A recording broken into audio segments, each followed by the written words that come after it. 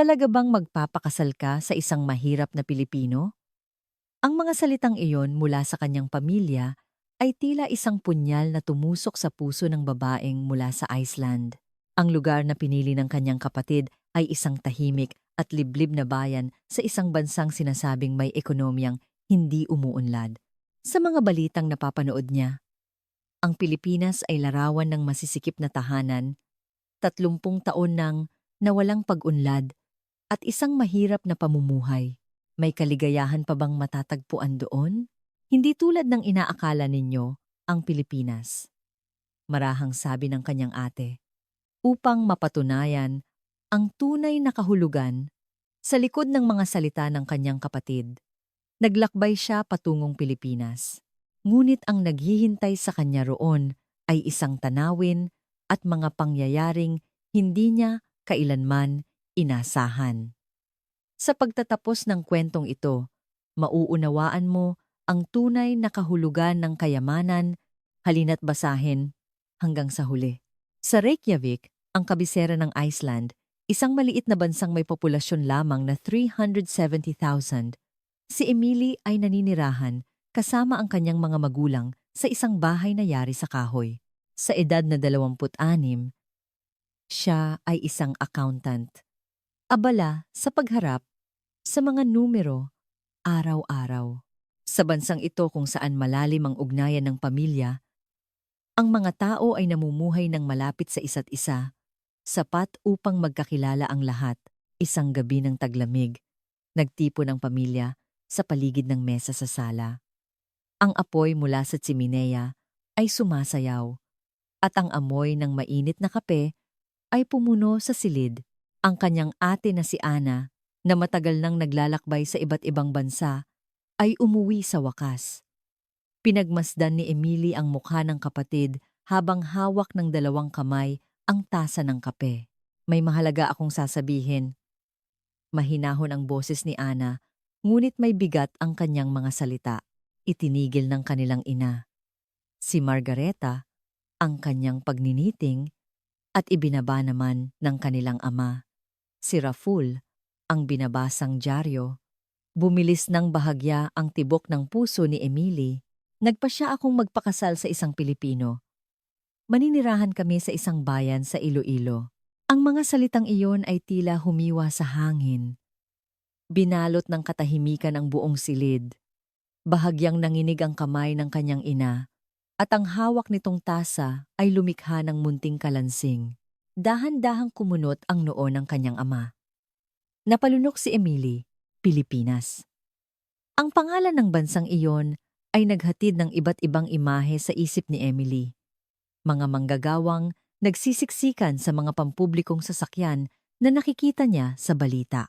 Ang tinaguriang lost decades ng ekonomiya.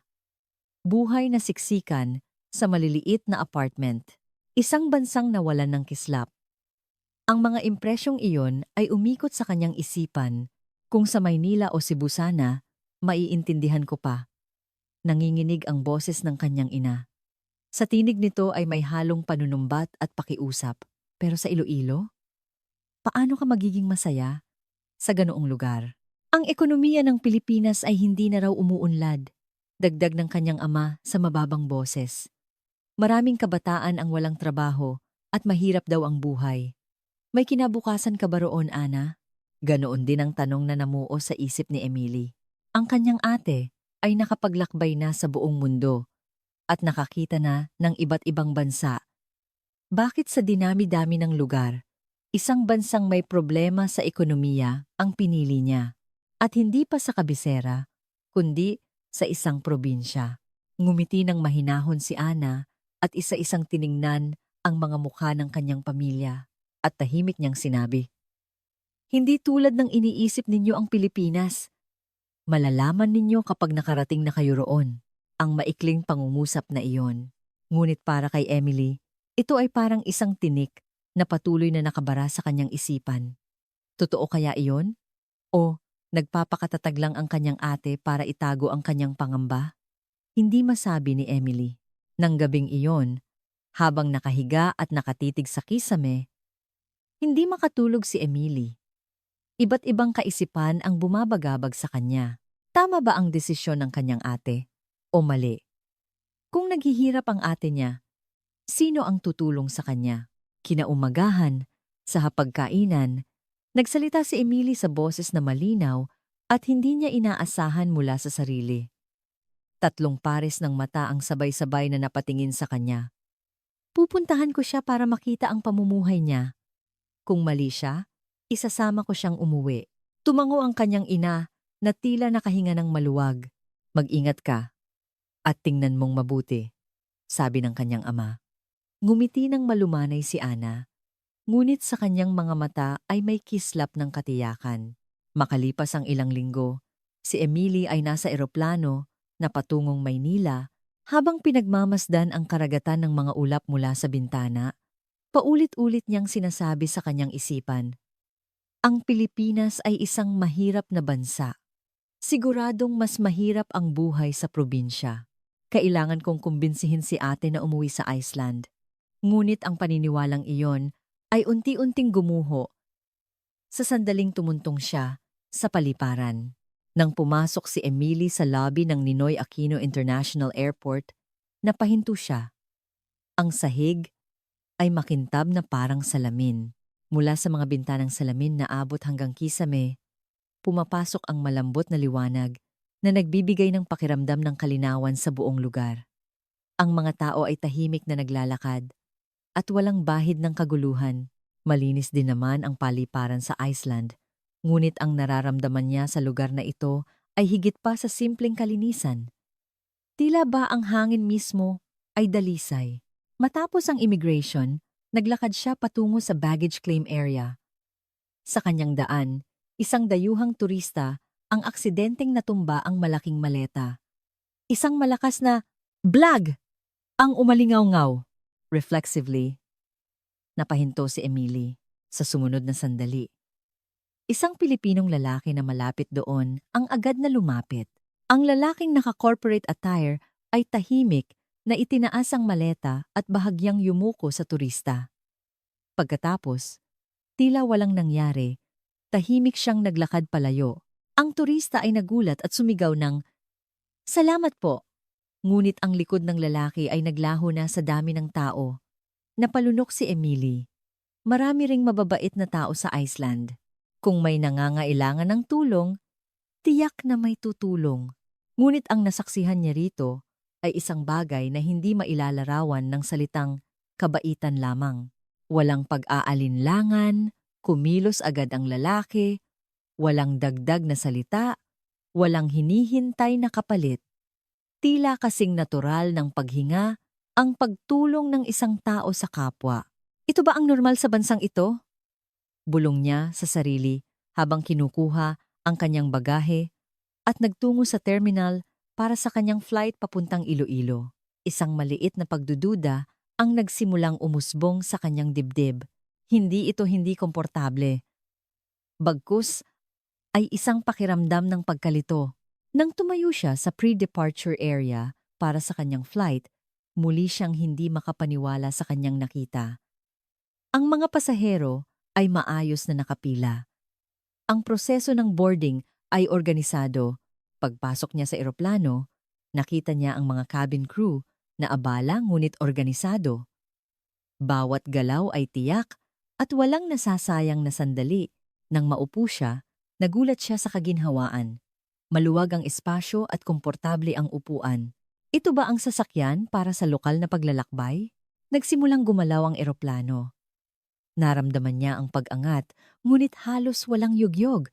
Ang tanawin sa labas ng bintana ay nagsimulang gumalaw at di nagtagal ay mabilis na lumipas. Mula sa itaas, tanaw niya ang malalawak na luntiang kapuluan, maayos na mga kabahayan at sa di kalayuan, mga kabundukan. Ito ay kabaligtaran ng inaasahan niyang sira-sirang tanawin sa probinsya. Sa halip, mayroong isang kagandahang, maingat na inalagaan. Iba ang Pilipinas sa inaakala ko. Ang kaisipang iyon ay dahan-dahang nabubuo sa kanyang isipan. Ngunit malakas pa rin ang pagnanais ni Emily na maniwala sa kanyang unang impresyon. Siguro dahil nasa eroplano pa lang ako. Kapag nakarating na ako sa Iloilo, makikita ko na ang katotohanan, sabi niya sa sarili. Sa loob ng eroplano, tahimik ang mga pasahero. May nagbabasa ng libro, may natutulog, may nagsiselfone, walang nagsisigawan o maingay na nag-uusap. Hindi nagtagal, narinig ang anunsyo. Malapit na po tayong lumapag sa Iloilo International Airport. Ang boses ay malambing at magalang, tila kinakausap ang bawat isa. Pagbaba niya sa paliparan ng Iloilo, isang mainit na hangin ang dumampi sa kanyang pisngi. Ngunit ang init na ito ay iba sa init ng tag-araw sa Iceland. Mayroon itong kakaibang lambot. Paglabas niya ng arrival area, naghihintay ang kanyang ate na si Ana at ang asawa nitong si Mateo. Si Mateo ay isang lalaking nasa early 30s, may mahinahong mukha. Nang makita si Emily, malugod siyang ngumiti. Welcome sa Iloilo, Emily. Sobrang saya namin at nakarating ka. Ang magalang na pagbati ni Mateo ay puno ng sinseridad. Tila isang mahalagang panauhin ang kanyang tinatanggap. Salamat din sa pag-aasikaso sa ate ko, sagot ni Emily sa Ingles na may bahid ng Icelandic accent. Ngumiti si Mateo at akmang bubuhatin ang bagahe ni Emily. Hindi na nagpumilit si Mateo at tumango na lang. Maging sa pagpapanatili ng distansya, naramdaman ni Emily ang kanyang paggalang. Habang papunta sa parking lot, luminga-linga si Emily. Ang paligid ng paliparan ay mas moderno kaysa sa inaasahan niya. Malalaking gusali, maayos na kalsada, at maraming tao. Kung sasabihing probinsya ito, hindi siya maniniwala. Ang sasakyan ni Mateo ay bago at maingat na inaalagaan. Malinis din ang loob nito at may bahagyang mabangong amoy. Nang umandar na sila, nakatitig si Emily sa labas ng bintana.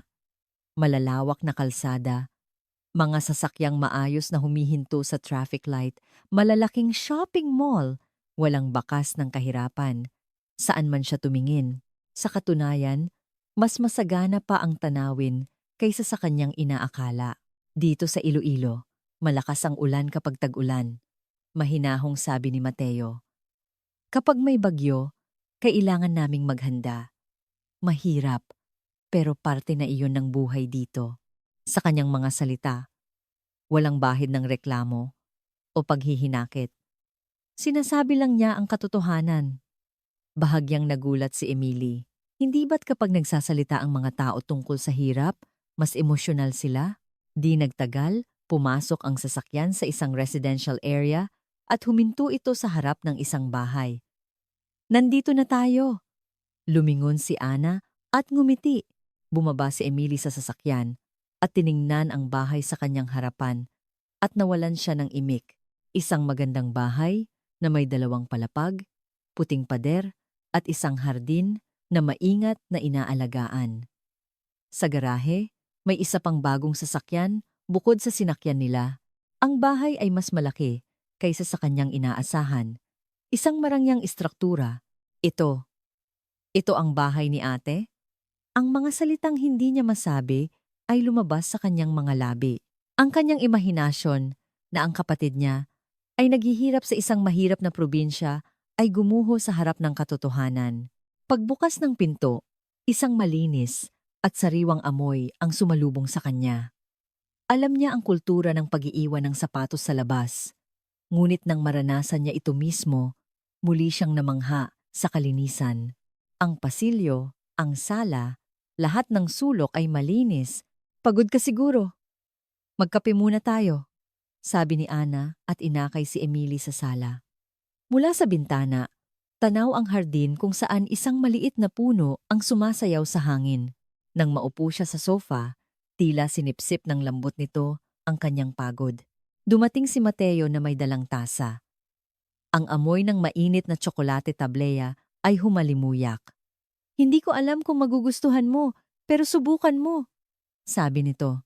Nang tanggapin niya ang tasa gamit ang 2 kamay, naramdaman niya ang init nito. Nang humigop siya, isang kakaibang tamis at pait ang kumalat sa kanyang bibig.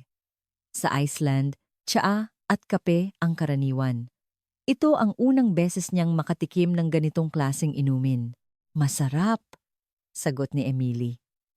Ngumiti si Mateo na tila masaya. Sa ngiti niya ay may halong ginhawa. Marahil ay nag-aalala siya kung magugustuhan niya ito. Ang munting pag-aalalang iyon ay unti-unting umantig sa puso ni Emily. Nang gabing iyon, ang silid na inihanda ni Ana para sa kanya ay malinis at payapa. Ang kama ay malambot at komportable. May isang maliit na florera na may bulaklak sa tabi nito. Magpahinga ka ng mabuti, sabi ng kanyang ate. Habang tumatango, tinitigan ni Emily ang malinis at maayos na silid. Ngunit bago siya makatulog, iba't ibang tanong ang bumuo sa kanyang isipan. Ang laki ng bahay, ang kalinisan, ang magalang na pakikitungo ni Mateo.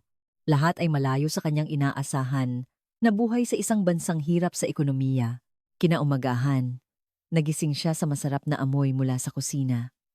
Pagtingin niya sa orasan, 7:00 na ng umaga. Naghilamos si Emily, nagbihis, at bumaba.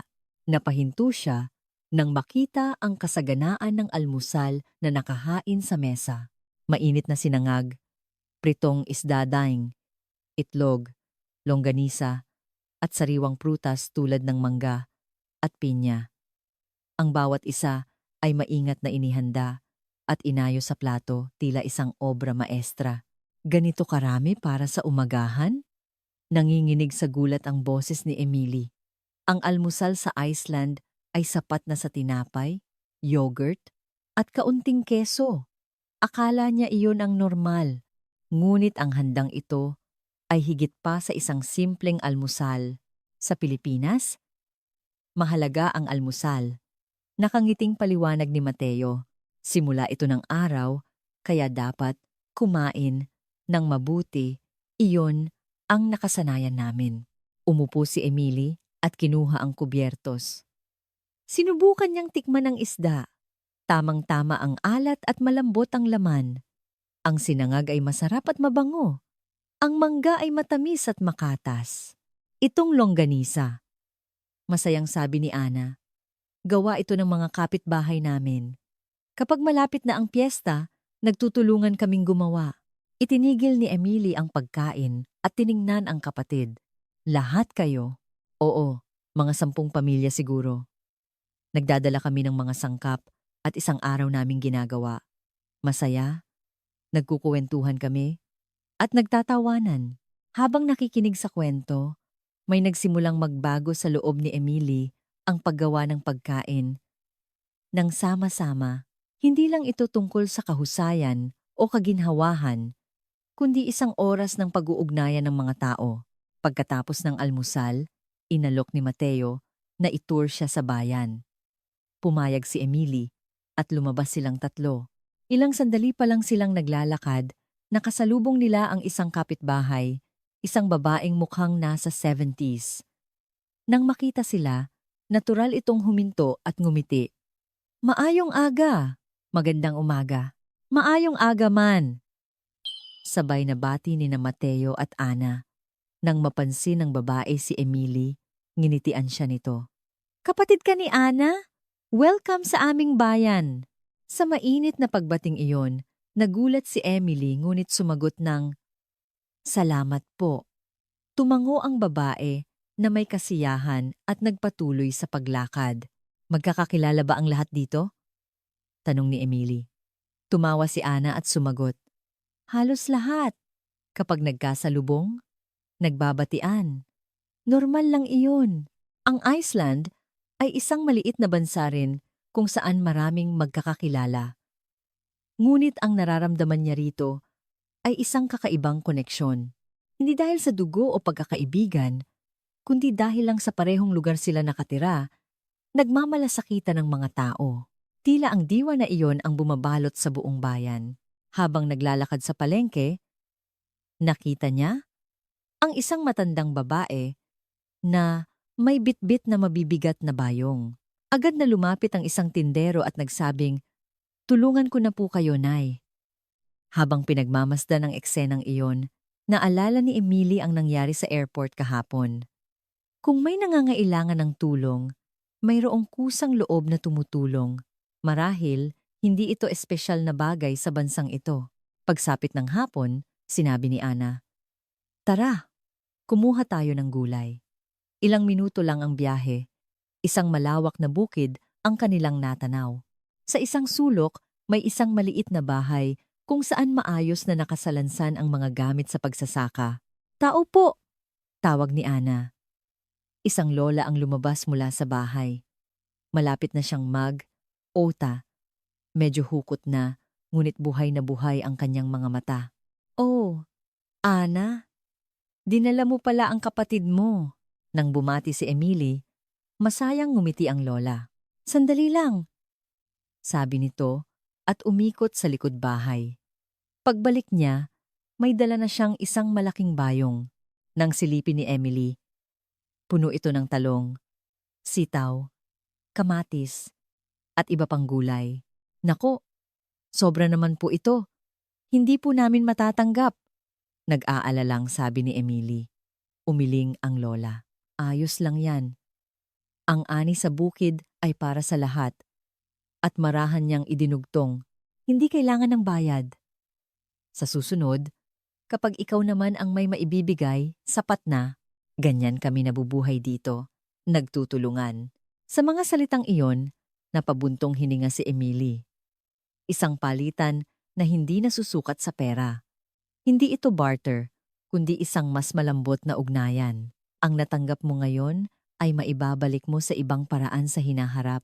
Hindi kailangang magmadali at hindi kailangang pareho ang halaga. Basta't sa oras ng pangangailangan, nagtutulungan.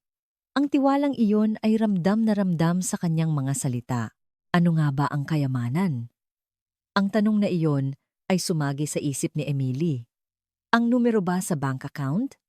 Ang pagiging bago ng sasakyan? O ang init ng ugnayan ng mga tao? Pauwi sa bahay. Tahimik na nakatingin si Emily sa labas ng bintana. Ang bawat bahay na kanilang nadadaanan ay maayos. May mga bulaklak sa hardin at malinis ang harapan. Walang basura sa kalsada at sinusunod ang mga batas trapiko. Lahat ba ng tao dito ay ganito? Tanong ni Emily. Nag-isip sandali si Mateo bago sumagot. Wala naman kaming ginagawang espesyal. Sadyang pinapahalagahan lang namin ang aming paligid. Para sa amin, iyon ang normal. Ang salitang normal na iyon ay tumatak sa dibdib ni Emily. Normal. Ibig sabihin, hindi ito sa pilitan o dahil may inaasahang kapalit. Ito ay natural na gawain. Pag-uwi sa bahay, nagsimulang maghanda si Ana ng hapunan gamit ang mga gulay na bigay sa kanila. Sinubukan ni Emily na tumulong, ngunit sinabihan muna siyang maghugas ng kamay. Nang buksan niya ang gripo, isang malinaw na tubig ang umagos. "Naiinom ang tubig sa gripo, di ba?" tanong ni Emily. Tumango si Ana. "Oo naman. Isa ang Pilipinas sa may pinakaligtas na supply ng tubig." Nang uminom siya, nagulat siya sa kalinawan nito. Walang lasa, walang amoy, tanging ang lamig ng purong tubig ang dumaan sa kanyang lalamunan. Malinis din ang tubig sa Iceland. Ngunit gaano karaming bansa ang may ganito kalinis na tubig na direktang nanggagaling sa gripo?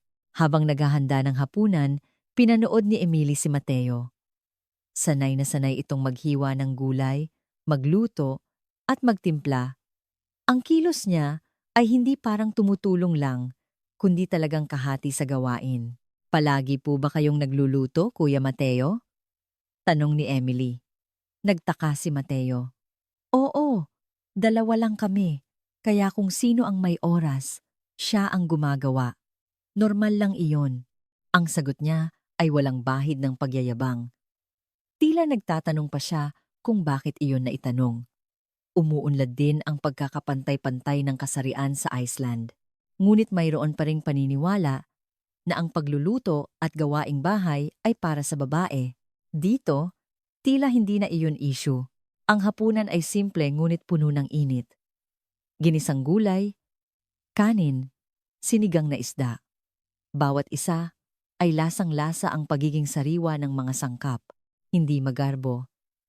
Ngunit ramdam mo ang pag-aalaga sa paghahanda. Habang kumakain, pinagmasdan ni Emily ang ekspresyon ng kapatid.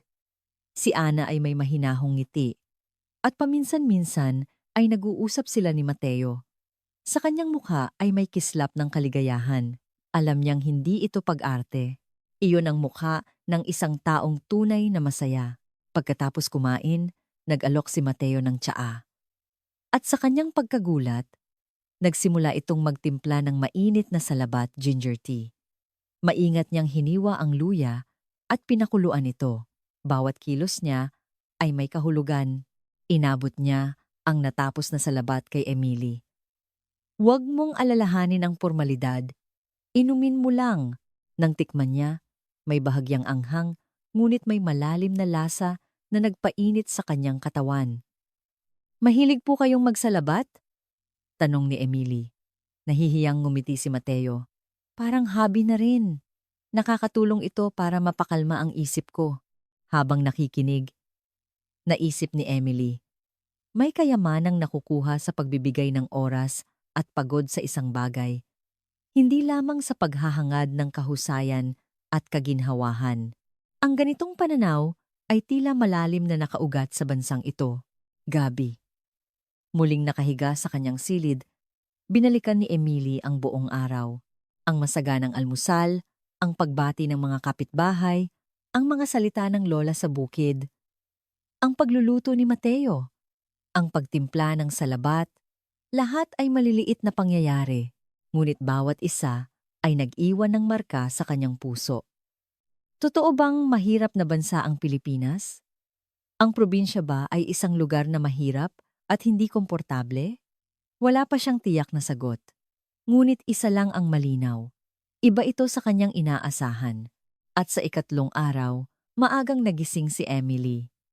Mula sa labas ng bintana, may naririnig siyang ritmikong tunog. Walis. Walis. Tunog ng isang taong nagwawalis. Nang buksan niya ang kurtina, nakita niya ang isang lalaki sa tapat ng bahay na naglilinis ng kalsada gamit ang walis tingting. Maingat niyang tinitipon ang mga tuyong dahon. Ang nililinis niya ay hindi lang ang tapat ng kanyang bahay, pati ang tapat ng katabing bahay, at ang kasunod pa ay tahimik niyang winawalisan. Siguradong walang nag-utos sa kanya. Ginagawa niya ito bilang bahagi ng kanyang pang-araw-araw na gawain para linisin ang kanyang paligid. Habang pinagmamasdan siya, naramdaman ni Emily ang init sa kanyang puso. Pagkatapos ng almusal, sinabi ni Ana, may event ngayon sa barangay hall. Magtitipon daw ang mga taga-bayan para sama-samang magluto. Pwede ba akong sumama? Tanong ni Emily. Masayang tumango si Ana. Oo naman, gusto kanilang makilala. Ang barangay hall ay mga 15 minuto lang ang layo kung lalakarin. Luma na ang gusali, ngunit halatang inaalagaan. Pagpasok, mga 10 tao na ang nandoon. Mga matatandang babae, mga batang ina, at ilang kalalakihan nang makita si Emily. Ikaw pala ang kapatid ni Ana. Mabutit na parito ka, sabi ng isang babae. Ang boses niya ay mainit, tila hindi sila unang beses nagkita. Ang lulutuin daw nila ay isang lokal na putahe. Lahat ay may dalang sangkap at iluluto ito sa isang malaking kaldero. Tumulong si Emily sa paghihiwa ng gulay. Hindi siya sanay, ngunit isang lola sa tabi niya ang matiyagang nagturo. Ganyan nga! Magaling ka. Ang bilis mong natutunan, humawak ng kutsilyo. Ang mga salitang iyon ay nagpasaya kay Emily. Hindi kailangang perpekto. Basta't nagsisikap ka, kikilalanin ka nila. Ganoon ang diwa sa lugar na iyon. Habang nagluluto, nag-uusap ang mga tao tungkol sa iba't ibang bagay, ang kalagayan ng sakahan, ang kanilang mga apo, ang panahon sa susunod na linggo. Ang mga simpleng usapan ay sinasabayan ng tawanan. At napansin ni Emily ang isang bagay, mayroong interaksyon sa pagitan ng iba't ibang henerasyon. Ang isang 70 anyos na babae at isang 30 anyos na ina ay pantay na nag-uusap. Ang mga bata ay humihingi ng payo sa matatanda at ang matatanda ay nakikinig sa mga bata. Walang hirarkiya, kundi paggalang sa isa't isa. Nang maluto na, sama-sama silang kumain. Ang usok mula sa malaking kaldero ay pumuno sa silid ng masarap na amoy. "Kain tayo!" Sabay-sabay nilang sabi. Alam ni Emily ang kahulugan ng mga salitang iyon. Isang paanyaya, isang pagbabahagi. Nang tumikim siya, ang tamis ng gulay at ang linamnam ng sabaw ay kumalat sa kanyang bibig. Simpleng timpla, ngunit may malalim na kasiyahan. "Masarap," sabi ni Emily. Ngumiti ang mga tao sa paligid. "Ikaw ang naghiwa ng gulay na yan, kaya masarap." Sa mga salitang iyon, naramdaman ni Emily na manunubig ang kanyang mga mata. Alam niyang hindi ito pambobola lang. Tunay silang natutuwa sa kanyang tulong. Ang katotohanang iyon ay nagpainit sa kanyang puso. Pagkatapos kumain, sama-sama silang nagligpit. May naghugas, may nagpunas, may nagayos, walang naguutos, natural na naghahati-hati sa gawain. At sa isang iglap, bumalik sa dati nitong kalinisan ng kusina. "Pauwi?" tinanong ni Emily si Ana. "Ang babait ng lahat, no?" Tumango si Ana. Noong una, nagulat din ako. Pero ganito talaga dito. Kapag may problema, nagtutulungan. Kapag masaya, sama-samang nagtatawanan. Iyon ang normal sa bayang ito. Habang nakikinig, naisip ni Emily. Malakas din ang ugnayan ng pamilya sa Iceland. Ngunit ang nararamdaman niya rito ay isang koneksyon na higit pa sa pamilya.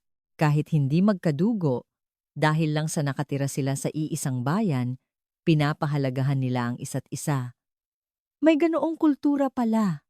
Kinabukasan, sinabi ni Mateo, "Maghahanda na kami para sa tag-ulan." Hindi pa nagsisimula ang panahon ng bagyo, ngunit maaga silang naghahanda. Nang buksan niya ang bodega, maayos na nakasalansan ang mga gamit. Mga pala, lubid, martilyo, at iba pa. Lahat ay maayos at handang gamitin. Kapag may parating na bagyo, maaga pa lang, naghahanda na kami. Paliwanag ni Mateo, hindi lang ang sarili naming bahay, kundi pati ang mga daan at lalo na ang mga bahay ng matatanda. Tinutulungan naming patibayin. Habang nakikinig, naalala ni Emily ang nasaksihan niya noong umaga. Siguro ang lalaking iyon ay naglilinis din para sa kapakanan ng komunidad. "Hindi ba mahirap?" tanong ni Emily.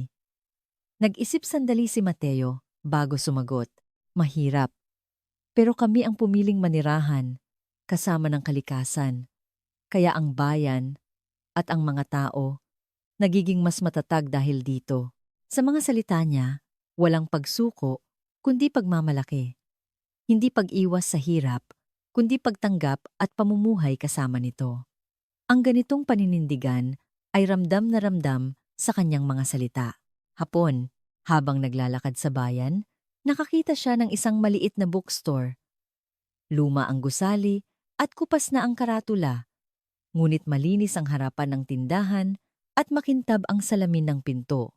Pagpasok niya, mga estante ng libro ang sumalubong sa kanya, abot hanggang kisame. Hindi lang mga bagong libro, marami ring luma. Isang matandang lalaki ang nagbabasa sa counter. "Tuloy po," sabi ng matanda na may mahinahong ngiti. Hindi siya nagulat nang makita si Emily. "Tumingin-tingin ka lang." Sinunod ni Emily ang sinabi nito at nilibot ang tindahan. Ang mga libro ay maayos na nakaklasipika at walang alikabok. Kahit luma na ang mga libro, halatang inaalagaan. Kinuha niya ang isang photo album. Mga larawan ito ng Iloilo sa iba't ibang panahon. Habang binubuklat ang mga pahina, nakita niya ang mga tanawin ng tag-ulan, mga namumulaklak na puno, luntiang palayan, at mga bundok na nababalot ng ulap. Bawat larawan ay maganda at nagpapahiwatig ng pagmamahal sa lugar. "Magandang libro iyan," sabi ng matanda. Isang lokal na photographer ang kumuha niyan. Gusto niyang malaman ng maraming tao ang ganda ng aming bayan. Niyakap ni Emily ang photo album. Bibilhin ko po ito. Masayang tumango ang matanda at maingat na binalot ito. Ang kanyang mga kamay ay tila humahawak ng isang mahalagang kayamanan. Paglabas niya ng tindahan, sinabi ng matanda, "Bumalik ka ulit. Sa susunod, may ipapakilala akong mas magandang libro." Sa mga salitang iyon, sumagot si Emily, "Opo, babalik po ako. Hindi ito salita para sa negosyo, kundi tunay na pagmamahal sa libro at pag-aalaga sa customer." Ang sinseridad na iyon ay ramdam na ramdam sa kanyang mga salita. Pag-uwi niya, may bisita sila. Ang lola na nakilala niya sa bukid.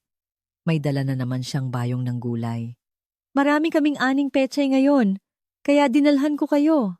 "Salamat po," sabi ni Ana habang tinatanggap ito. "Magkape po muna kayo." Pumayag ang lola at pumasok sa bahay. Habang nagkakape sa sala, ikinuwento ng lola ang kanyang buhay. Dito siya ipinanganak at lumaki. Noong bata pa siya, nangangarap siyang manirahan sa syudad, pero sa huli, bumalik din siya sa lugar na ito. "Bakit po kayo bumalik?" tanong ni Emily. Tumingin sa malayo ang lola, maginhawa sa syudad, pero malayo ang distansya ng mga tao. "Hindi mo kilala kung sino ang nakatira sa tabi mo. Hindi para sa akin ang ganoong buhay." At tahimik niyang idinugtong, "Dito, kilala ng lahat ang isa't isa. Kapag may problema, tutulungan ka. Iyon ang normal dito." Habang nakikinig, may tila tumagos sa puso ni Emily. Ano ang kayamanan? Ang sagot sa tanong na iyon ay unti-unting nabubuo. Kahit napapaligiran ka ng pera at materyal na bagay, kung hindi masaya ang iyong puso. Sa kabilang banda, kahit simple ang pamumuhay, kung mayroon kang mainit na ugnayan sa mga tao, mapupuno ang iyong puso. Pag-alis ng lola, binuklat ni Emily ang biniling photo album. Natigilan ang kanyang kamay sa isang pahina na nagpapakita ng isang maulan na tanawin. Isang mundo ng kulay abo, ngunit sa loob nito, may mga maliliit na anino. Mga taong nagtatrabaho, mga batang naglalaro, mga taong naglalakad kasama ang aso. Kahit sa mahirap na kalagayan, nagpapatuloy ang buhay ng mga tao at sa buhay na iyon, mayroong tiyak na init. Iyon ang sinasabi ng mga larawan. Sa hapunan, nag-alok si Mateo. "Bukas, gusto niyo bang mamasyal? May maganda raw na simbahan na 1 oras ang biyahe mula sa kanila." Tapos na ang anihan. Pero maganda pa rin ang tanawin. Pumayag si Emily. Gusto niya pang makita ang lugar na ito. Kinaumagahan, sumakay silang 3 sa kotse. Paglabas nila ng bayan, nagbago ang tanawin. Mga bukirin, mga bundok sa di kalayuan. Ang hangin ay sariwa at kapag huminga ka ng malalim, tila napupuno ang iyong baga ng kalinawan. Pumasok sila sa isang paakyat na kalsada. Sa labas ng bintana, nakita niya ang Miagaw Church. Nang iparada ni Mateo ang sasakyan at maglakad sila papunta sa simbahan, napigil ni Emily ang kanyang hininga. Sa harap niya ay isang napakagandang simbahan na gawa sa bato, na may mga detalyadong ukit. Ito ay tila isang kuta. "Grabe!" Nanginginig ang boses ni Emily. "Sino po ang gumawa nito?" Tumango si Mateo. "Ilang daang taon na ang nakalipas, ang aming mga ninuno ang nagtayo nito. Sa bawat bato, nakaukit ang kanilang pawis at pagsisikap." Habang nakikinig, patuloy na tinitigan ni Emily ang simbahan. Kung iisipin ang kahusayan, mas madaling magtayo ng simpleng gusali. Ngunit pinili ng mga tao na pagandahin at patibayin ito. Hindi lang ito isang gusali, kundi isang pagpili na mamuhay ng may kasaysayan at pananampalataya. Umihip ang hangin at nilipad ang buhok ni Emily. Malamig ang hangin, ngunit mayroon itong malambot na pakiramdam. "Pinoprotektahan ninyo ang lugar na ito, no?" bulong ni Emily. Tumayo si Ana sa tabi niya. Oo, ang minana namin sa aming mga ninuno ay ipapasa namin sa susunod na henerasyon. Iyon ang misyon ng mga tao sa bansang ito. Tinanggap ng puso ni Emily ang bigat ng mga salitang iyon. Hindi ang panandali ang pakinabang, kundi ang responsibilidad para sa hinaharap. Hindi lang ang sariling kaligayahan, kundi ang pagsisikap para sa mga susunod na henerasyon. Ang ganitong pananaw ay malalim na nakaugat sa bansang ito. Sa loob ng simbahan, naramdaman ni Emily ang kapayapaan. Tahimik at solemne ang paligid. Ang simbahan ay hindi lang lugar para magdasal, paliwanag ni Mateo. Ito rin ang lugar kung saan nagtitipon ang komunidad. Sa mga piyesta, dito kami lahat nagkikita para magsaya. Ganoon namin pinapatibay ang aming ugnayan. Habang nakikinig, naisip ni Emily. Para sa mga tao sa bansang ito, ang relihiyon ay hindi isang bagay na ipinipilit, kundi bahagi ng kanilang buhay. At ito rin ang nagsisilbing tulay para pag-ugnayin ang mga tao. Pauwi sa kotse, tahimik na nakatingin si Emily sa labas. Bawat tanawing kanyang nadadaanan ay iba na ang dating. Ang kanyang maling akala na ang Pilipinas ay isang mahirap na bansa at ang probinsya ay isang lugar na hindi komportable at mahirap. Ngayon, malinaw na sa kanya na mali iyon. Mayroon ng material na kayamanan dito. Malaking bahay, bagong kotse, malinis na kapaligiran.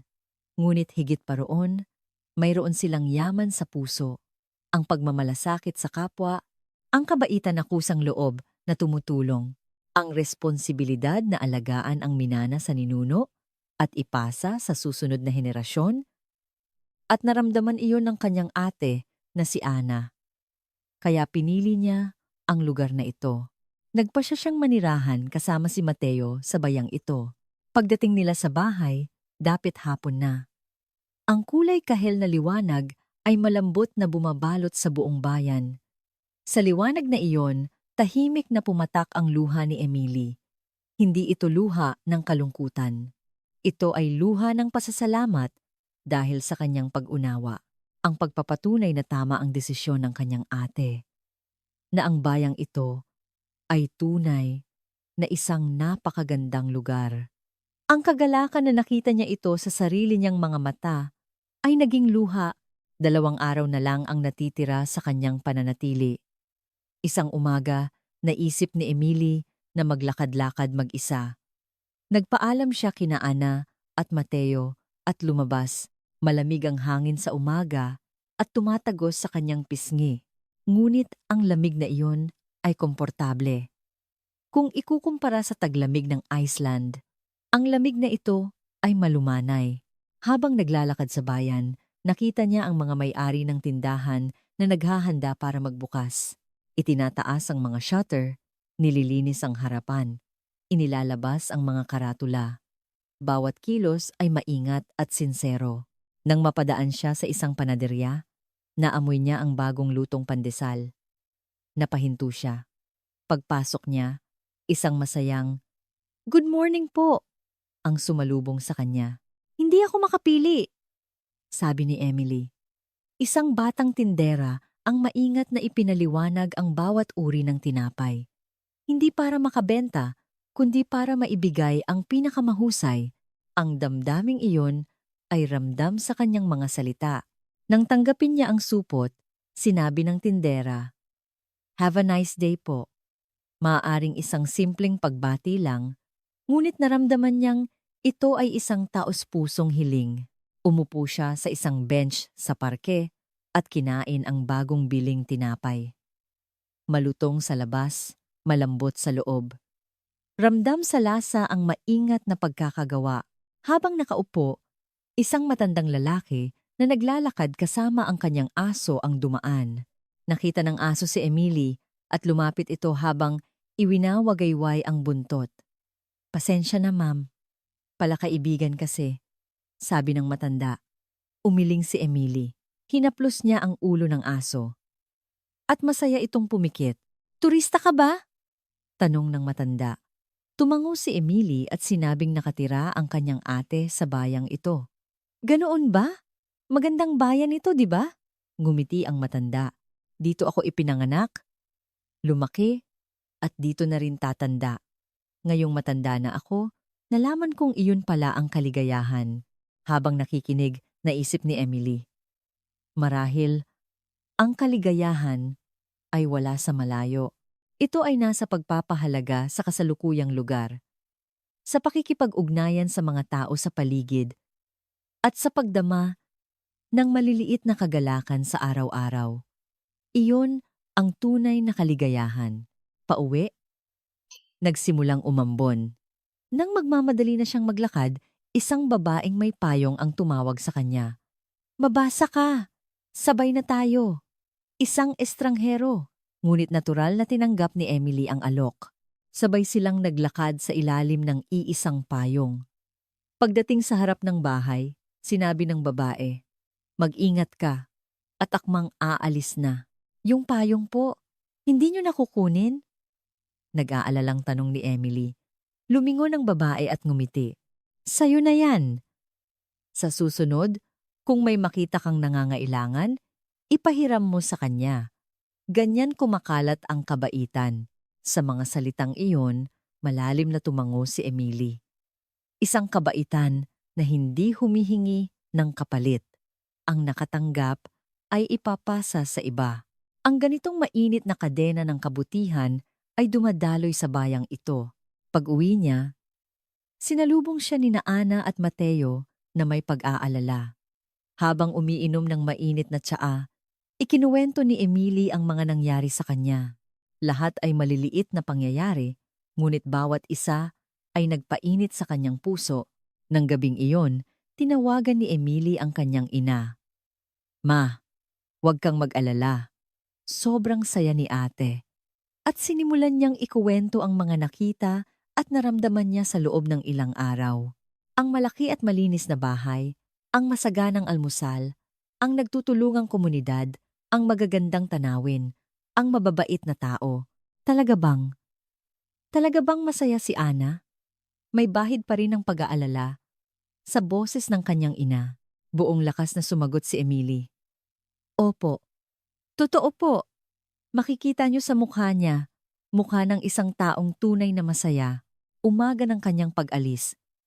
Sa platform ng Iloilo International Airport, umiihip ang malamig na hangin. Naghatid sa kanya sina Mateo at Ana. Mag-iingat ka, sabi ni Mateo. Sa susunod, sa sinseridad na iyon, namuo ang luha sa mga mata ni Emily. Opo, gusto kong makita rin nila ang buhay sa bayang ito. Dumating na ang eroplano. Oras na para umalis. Pagpasok niya, kumaway sina Mateo at Ana mula sa labas. Kumaway din si Emily habang tumutulo ang luha. Nagsimulang gumalaw ang eroplano. Lumayo ang terminal. At unti-unting lumiliit ang anyo ng kanyang kapatid at bayaw. Kinuha ni Emily ang isang panulat mula sa kanyang bag. Naisip niyang sumulat ng liham para sa kanyang ina. Mama, nakita ko na sa sarili kong mga mata.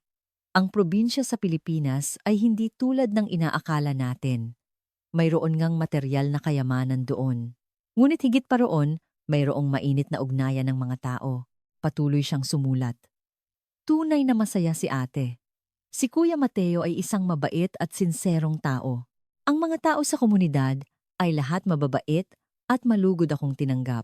Sa labas ng bintana, tanaw ang mga bundok na nababalot ng ulap. Mama, ano po ba ang kayamanan? Pera ba? Malaking bahay? O ang pagkakaroon ng mga taong handang tumulong kapag kailangan mo? Ang mga taong babati sa'yo ng may ngiti? Hindi po ba't iyon ang init ng araw-araw na pamumuhay? Nang isara niya ang liham, tumingin siya sa labas ng bintana. Bawat tanawing dumadaan ay tila mahalaga sa kanya. Pagbalik sa Iceland, ikukuwento ko sa mga magulang ko na ang Pilipinas ay hindi isang mahirap na bansa. Na sa probinsya, naroon ang tunay na init ng pagiging tao. At ang desisyon ng aking ate ay hindi isang pagkakamali. Makalipas ang ilang linggo, sa kanilang bahay sa Iceland, kaharap ni Emily ang kanyang mga magulang. Sa mesa ay nakalagay ang photo album na binili niya sa Iloilo. Papa, Mama, ikukuwento ko sa inyo ang Pilipinas na nakita ko. At sinimulan niyang isalaysay ang mga nangyari sa kanya. Tahimik na nakikinig ang kanyang mga magulang at di nagtagal, namuo ang luha sa mga mata ng kanyang ina. Talagang masaya si Ana ano? Nanginginig ang boses nito. Buong lakas na tumango si Emily.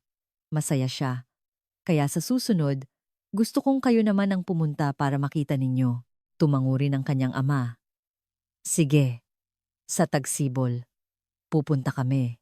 Nang marinig iyon, isang taos-pusong ngiti ang sumilay sa labi ni Emily. Isang araw ng taglamig. Nakita ni Emily ang isang katrabaho na nahihirapang magbuhat ng mabigat na kahon. Dati, baka pinalampas niya lang ito. Ngunit ngayon, walang pag-aalinlangan siyang lumapit. Tulungan na kita. Nagulat ang kanyang katrabaho, ngunit agad ding ngumiti. Habang magkatulong nilang binubuhat ang kahon, naramdaman ni Emily ang init sa kanyang puso. Ito ang sinasabi ng babaeng nagpahiram sa kanya ng payong. Ang kabaitan ay nagbubunga ng panibagong kabaitan. Ang kabutihan ay nagpapatuloy. Nang gabing iyon, nag-post si Emily sa social media. Kasama ng mga litratong kuha niya sa Pilipinas, naglagay siya ng maikling mensahe. Ano ang kayamanan? Natagpuan ko ang sagot sa tanong na ito sa isang maliit na bayan sa Pilipinas. Wala ito sa material na bagay, kundi sa ugnayan ng mga tao. Pagka-post niya, agad na may mga nag-comment. Napakagandang karanasan. Gusto ko ring pumunta diyan. Iba-iba ang reaksyon. Mayroon ding nagsabing, masyado mo namang ginagawang perpekto. Ngunit alam ni Emily na ang kanyang nakita ay katotohanan. Ang init na iyon ay hindi isang palabas o nagkataon lang, iyon ay kultura ng bansa. At nasa puso ng mga tao, ano ang kayamanan? May malinaw na sagot na si Emily. Hindi ito pera o bagay. Hindi ito kaginhawahan o kahusayan. Ito ay ang pagkakaroon ng ugnayan sa mga tao, pagmamalasakit sa kapwa. Iyon ang tunay na kayamanan. Para sa iyo, ano ang kayamanan? Material na bagay ba? O ang init ng ugnayan ng mga tao? Sa iyong pang-araw-araw na buhay, anong maliliit na kaligayahan ang iyong nararamdaman? Ibahagi mo naman sa comment section. Maraming salamat sa pagbabasa hanggang sa huli.